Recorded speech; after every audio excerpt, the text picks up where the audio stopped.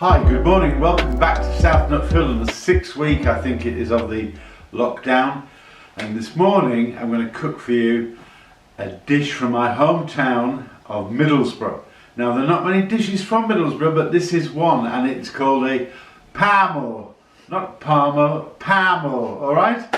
And a Parmo is a breaded chicken breast with a lovely bechamel and cheese sauce. Very healthy, I must add. Now then, let me take you through the ingredients I've got with me today. I've got two chicken breasts, which I've split in half and bashed out already. And I took out the fridge a little bit earlier because you don't want it too cold to cook with. Later on I'm going to, what's called French, call it pané. We call it breadcrumb. So I've got some flour, some egg and some fresh breadcrumbs there. Now then, I'm also going to make a sauce for it at the back of it, and we're going to make a classic white sauce or a bechamel, which is going to take 300 mils of milk, 30 grams of butter with a little bit of nutmeg there just to add to it, and also 30 grams of flour and an optional spoonful of mustard. And then later on we're going to add the cheese, which is here, which is about 100 grams of Cheshire cheese, I'm afraid, this morning. Not I'm afraid, I just what I had. It's available. And some oil for cooking. So we're going to start by making the white bechamel sauce. So I'll go over to the stove and do that.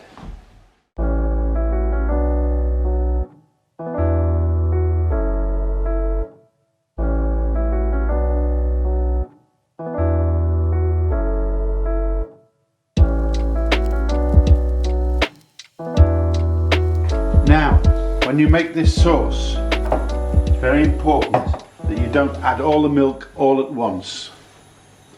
So there we go, bit by bit. I use my little wooden spoon, put the butter in to melt it first. As you can see, it's going in nicely.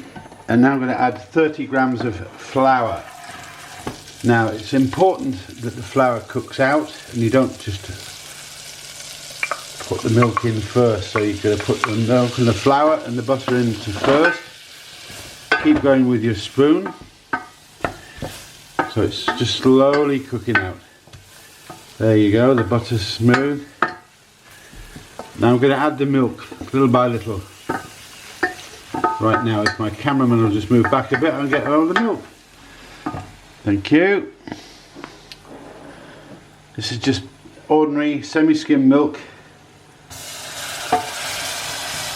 Be quick because I just catch the butter starting to catch there, I'm afraid.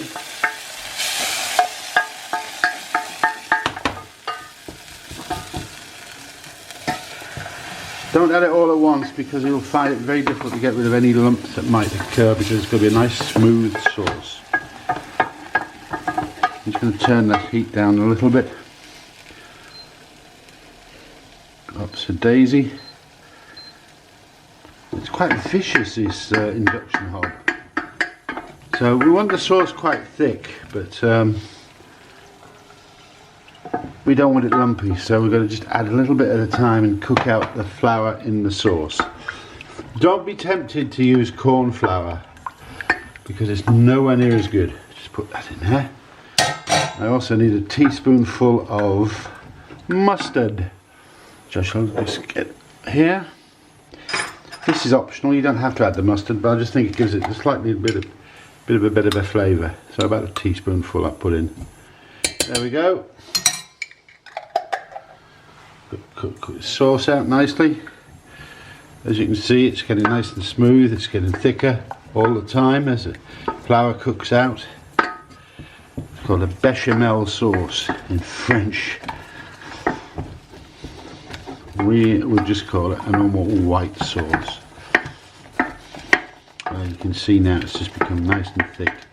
Add the rest of the milk. It has to be a thick sauce to add because you're going to put it on top of the chicken when it's ready.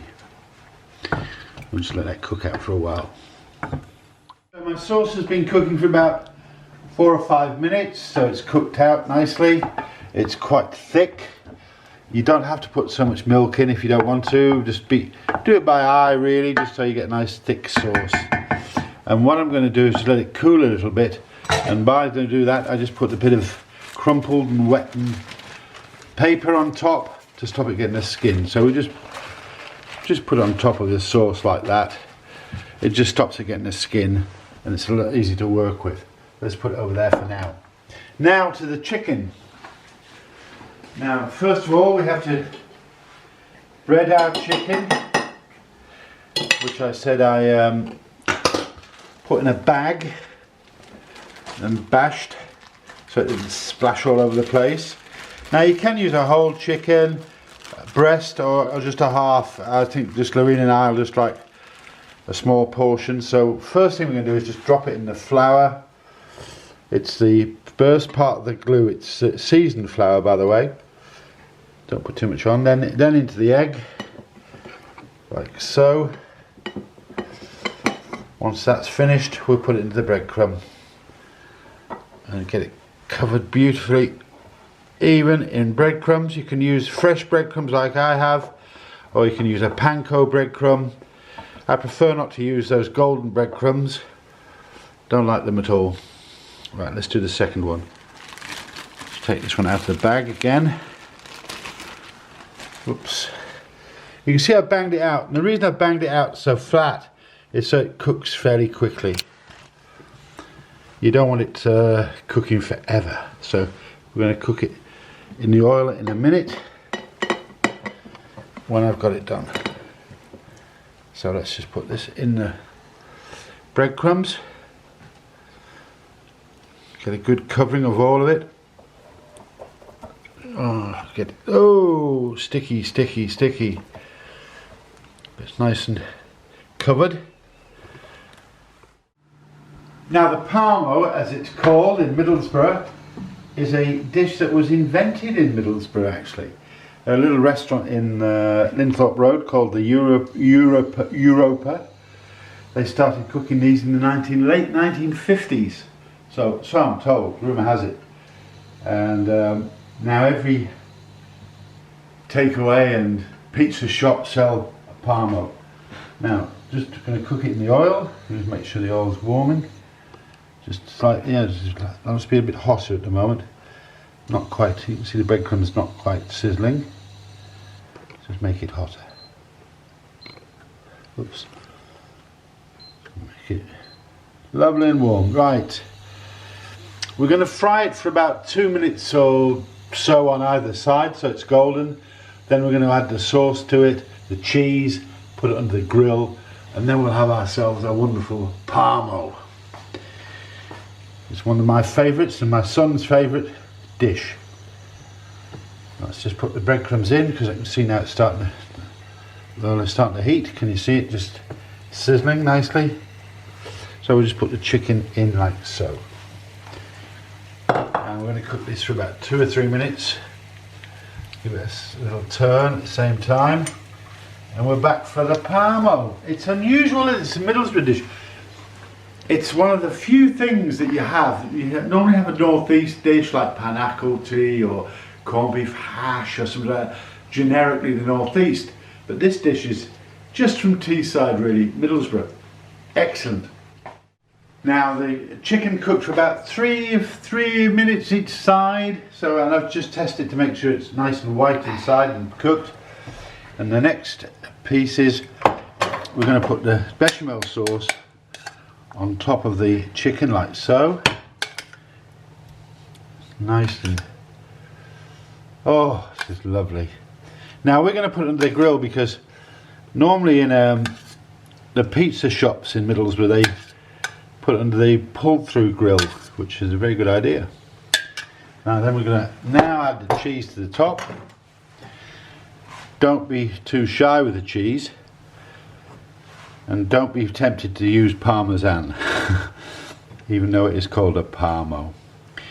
You can also have a hot shot Parmo, which is with bolognese and chili sauce, or you can have a mushroom Parmo, which has mushrooms with it. They do get inventive. Right, let's put it on the grill and put it in there. Grill these pieces of chicken. And we're off and running. Put that one there. And this one here. And now we're just going to pop these under the grill. And we'll be ready for lunch. So let me just come in this way. And put them on the grill. There we go, nice hot grill going. Shouldn't take too long for this cheese to melt. Now, cheese lusciousness. Oh, lovely, I can't wait. It should be ready. It's been great. Look at this coming out this. Come on, look at it coming out this grill.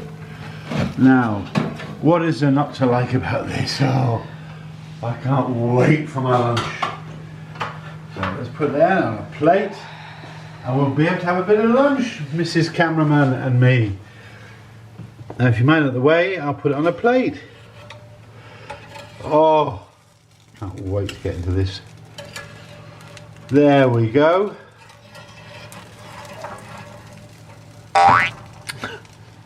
Thank you. Let's see what it's like inside. So we'll just take a little bit off here. They're red hot, so very, very difficult. Look at that. How lovely and juicy. My take on Middlesbrough's best chicken Parmo. Let me taste it. Oh, that is so nice. And normally you serve it with chips and salad, believe it or not, and garlic sauce. Don't forget the garlic sauce. So that is my take on the Teesside Parmo. So like I said, please look at my website and enjoy it on YouTube and on Facebook. See you soon.